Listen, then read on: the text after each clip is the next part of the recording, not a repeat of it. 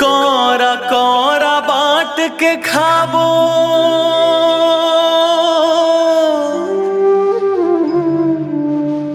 रोटी ला सतनाम के हमर गुरु के अमर है बानी दर्शन है चारों धाम के। बोल परम पूज्य गुरु घासीदास बाबा की।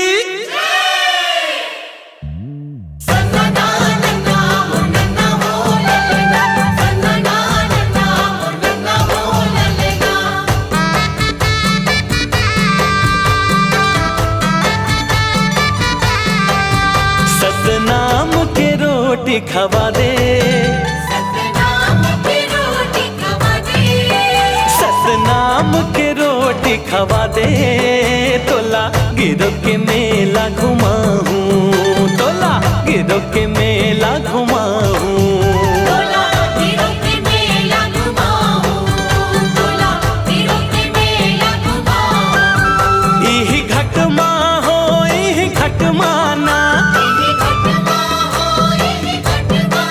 ए मोला अमृत पानी पिया दे, मोला अमृत पानी पिया दे।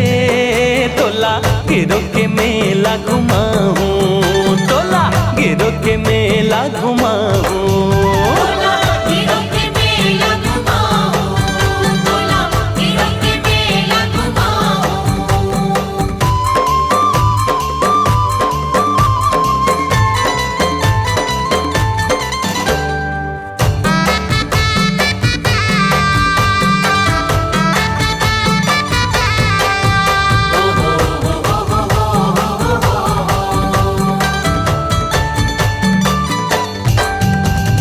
कण कण माँ गुरु ज्ञानी बसे है, सृष्टि चराचर सतम रचे है।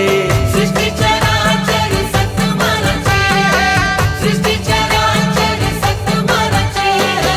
चरण कुंड के निर्मल धारा, जेखर महिमा गम अपारा।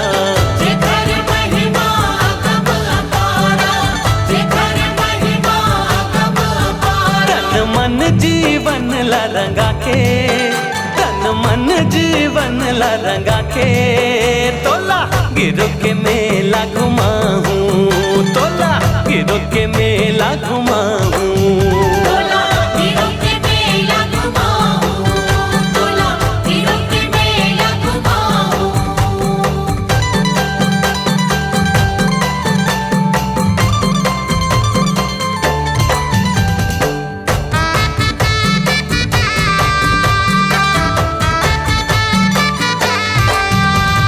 औरा धौरा पेड़ तरी धूनी रमे है, चंदन खड़ुआ गुरु के सजे है।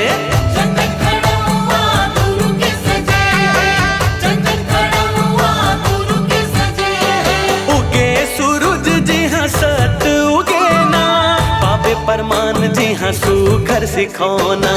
बाबा परमान जी हंसू घर सिखौना, बाबा परमान जी हंसू घर सिखौना। ये मोरो जन्म के भाग जगा दे, मोरो जन्म के भाग जगा दे। तोला गिरो के मेला घुमाऊं, तोला गिरो के मेला घुमाऊं। तोला गिरो के मेला घुमाऊं, तोला गिरो के मेला घुमाऊं। ये सनना नन्ना मोर नन्ना हो ललना, सन्ना नन्ना मोर नन्ना हो ललना। ये सनना नन्ना मोर नन्ना हो ललना।